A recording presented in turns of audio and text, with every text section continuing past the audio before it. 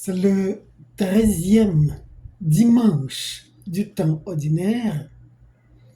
Jésus expose devant nous l'exigence et l'urgence de la mission après le choix des 12.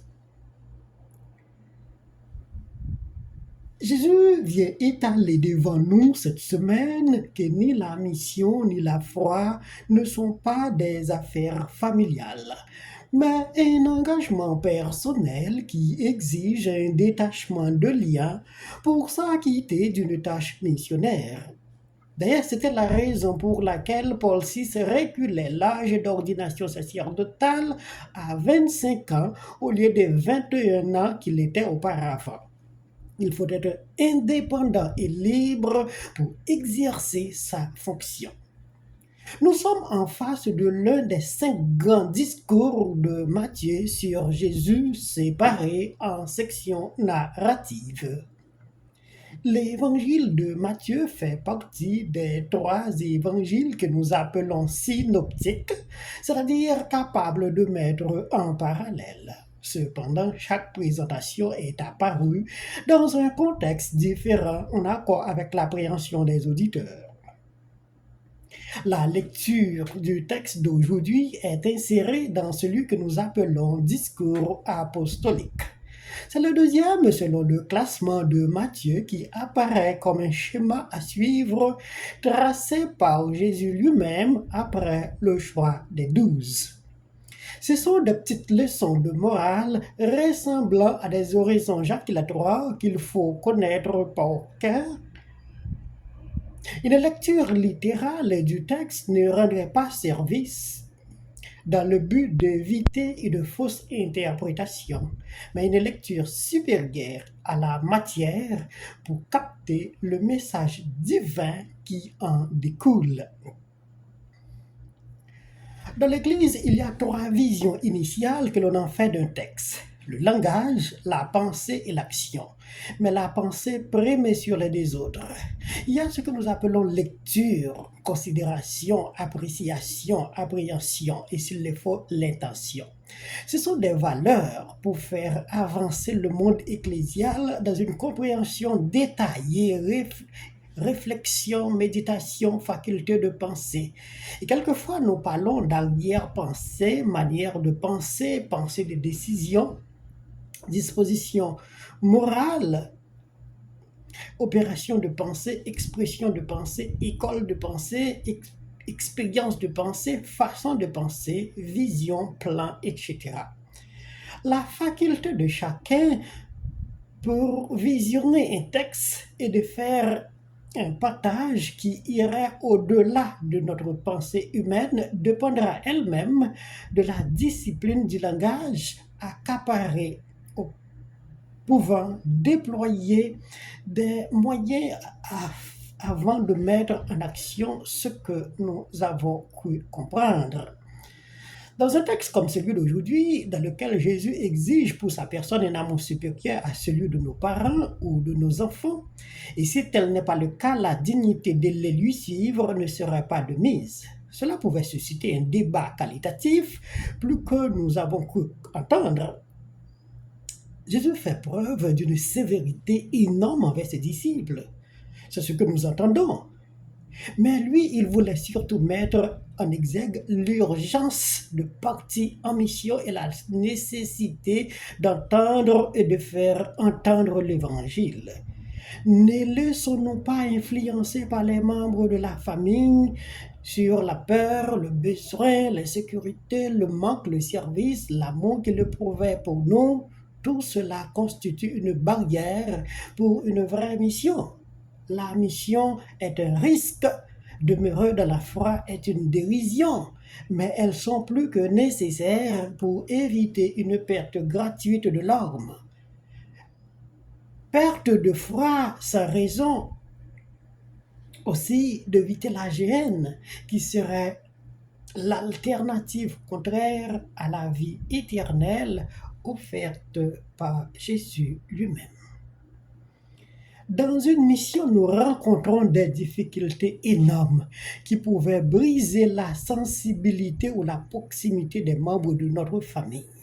Il ne faut pas partager nos vécus de mission, sinon la pitié qu'éprouvaient pour nous ces membres de notre famille pouvait empêcher Dieu de récompenser notre travail. Seul Dieu doit pouvoir connaître le vécu des missionnaires. N'étalons pas nos difficultés devant qui que ce soit. Ainsi, comme dit Jésus, notre Père qui voit dans le noir récompensera ce que nous avons vécu. Une mission est un défi qui a des enjeux aléatoires, mais aussi qui encourt des dangers. Depuis quelque temps, nous assistons à des ordinations sacerdotales et des professions religieuses définitives ou solennelles pour certaines communautés, comme des gradations ou un moment ou un couronnement des années académiques de sacrifice. Si tel est le cas, nous perdons le vrai sens d'une mission et le mystère de la foi est dévalorisé. Une mission est faite pour rencontrer des difficultés et la famille ne doit pas s'y investir avec des arrière-pensées en donnant à la mission le sens de leur compréhension propre. La sœur d'un prêtre ami me racontait comment la mission de son frère était difficile parce qu'il a été envoyé dans une zone où les gens n'ont pas la possibilité de contribuer au panier d'offrandes tendu à la messe. Voici ce qu'une profane appelle difficulté de mission. Si c'était seulement ça, voyez combien celui-ci serait heureux dans sa mission. Préférons Jésus plus que tout, et nous serons sans crainte de l'annoncer avec audace. Jésus demande à un homme de le lui suivre. Celui-ci de répondre, « Maître, permettez-moi d'aller enterrer mon Père. » Jésus répondit à son tour, « Laissez les morts ensevelir les morts. » Donc la mission est urgente et pressante. Et Jésus appelle cela lui préférer que tout. Et moi, Jésus, c'est être capable de se détacher. Et c'est une faculté nécessaire pour la mission. Nous ne parlons pas de personnes souffrant de la désinvolture cérébrale, s'occupant de leur business propre sans tenir compte de qui que ce soit. Nous parlons du détachement pour le royaume. Et comme le Christ se personnifie lui-même avec le royaume, c'est pourquoi nous l'entendions dire de lui préférer que tout, que son père, sa mère, sa fille, son fils, c'est-à-dire ce qui nous intéresse le plus. Siméon l'avait déjà prédit. Il serait signe de contradiction. Donc, il en a fait de la dissension de la famille naturelle. On n'est pas perdu puisque c'était déjà prédit. Il faut faire un choix radical, lui préférer que tout ou le néant. Voilà l'exigence de l'Évangile. Concentrer sa vie sur une chose difficile.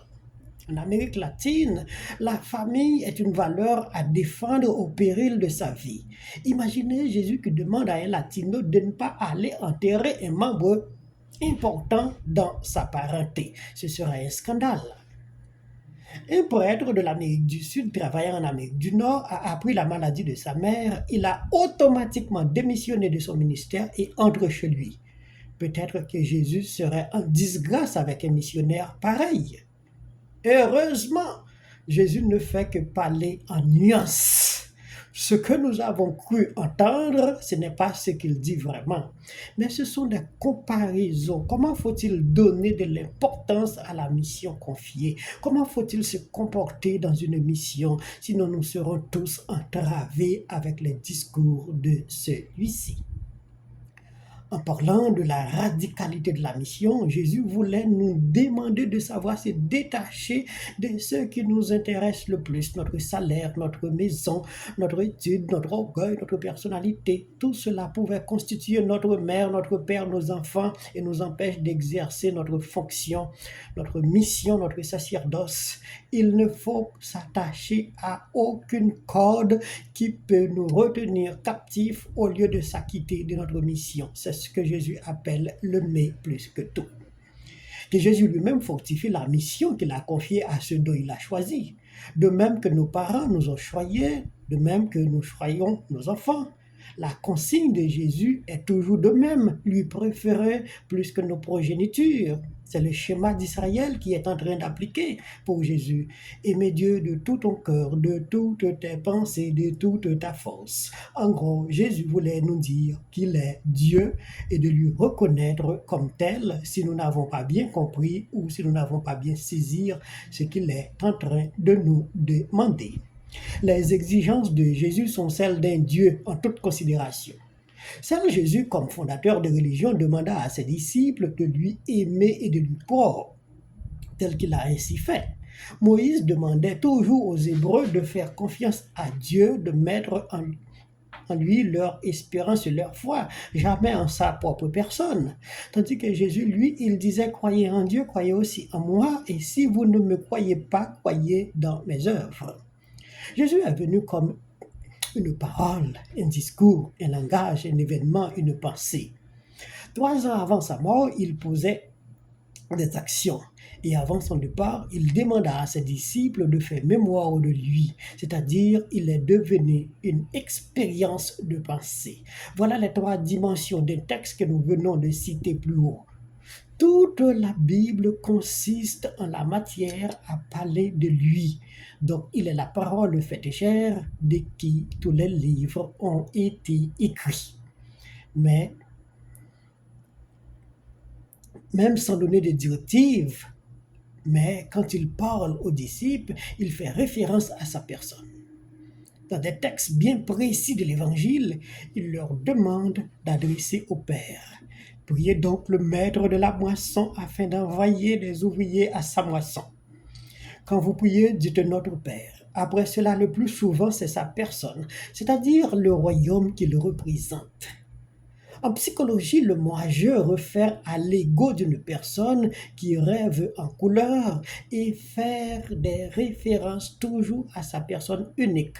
Voilà que Jésus vient nous dire clairement que c'est lui qui est le Dieu véritable, comme il l'avait dit à la Samaritaine et à l'aveugle-né. Cependant, il parcourut beaucoup de chemin avec nous avant de nous le dire qu'il est amour, c'est-à-dire qu'il est Dieu. Dieu est amour, Dieu est lumière, Dieu est notre Père, et c'est Dieu, c'est Jésus lui-même.